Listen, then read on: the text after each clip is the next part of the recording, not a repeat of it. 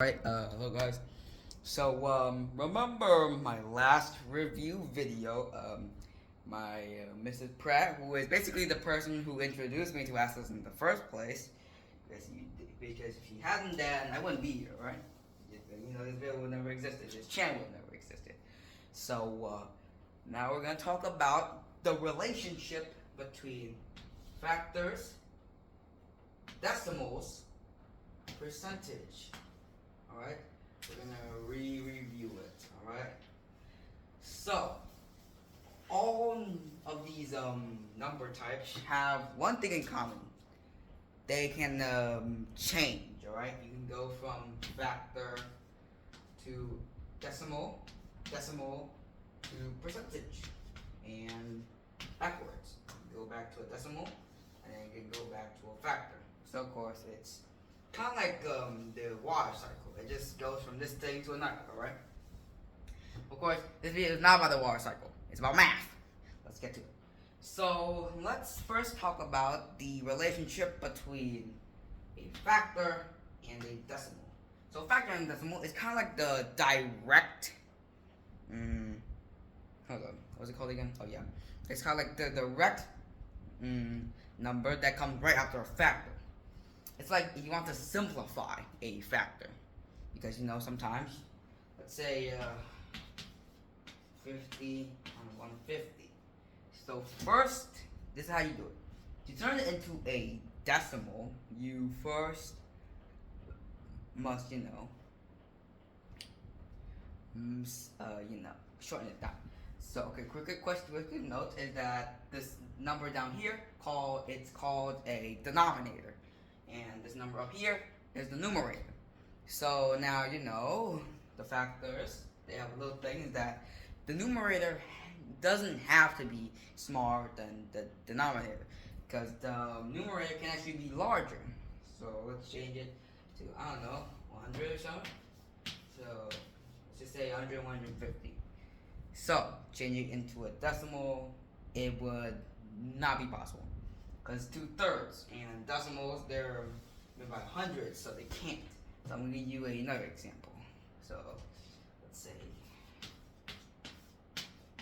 if I have 100, to change it to a decimal, really, you just take 100, you just take 25, divide by 100, and then you'll get 0.25, which is 25 hundredths. Alright, just like this, 25 hundredths, also 25 hundredths. So now that we have the relationship between a decimal and a factor, let's move on to a decimal's relationship with a ratio / percentage. So just like with the factor and decimal, the decimal changing into a factor, kind of like the direct number right after the decimal. Alright. So let's go back with that to 0.25. To get a percentage, you must multiply said number with 100 and then add the percentage symbol.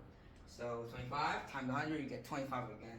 So we got 25 with the percentage symbol. But real quick note is that the percentages can also be decimals, and factors can also be percentages. But that is, not in the fields, alright? And also, factors can go below 0.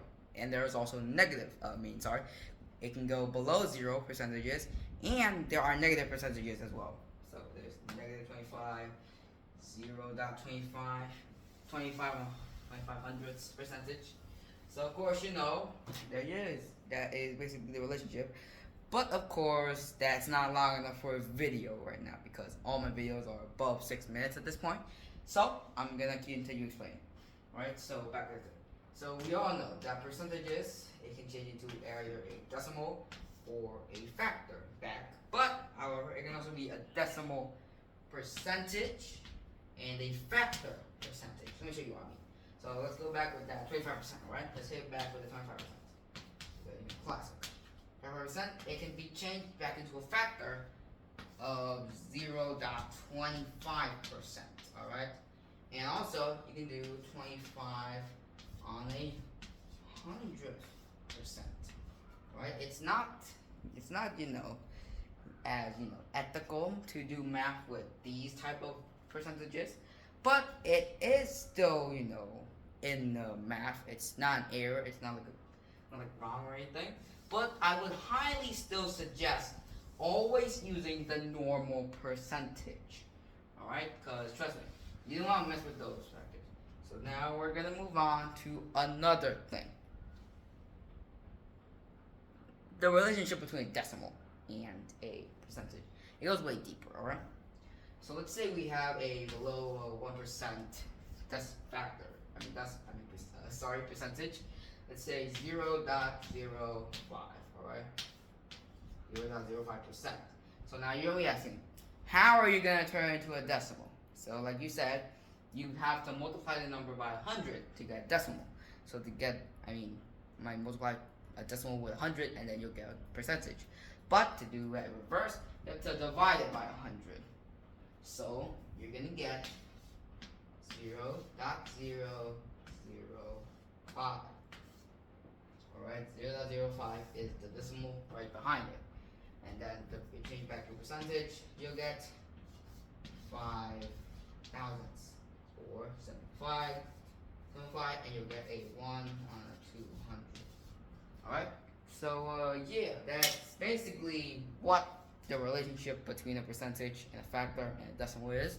So yeah, thank you for listening to this video. I hope this was educational for you in any type of way.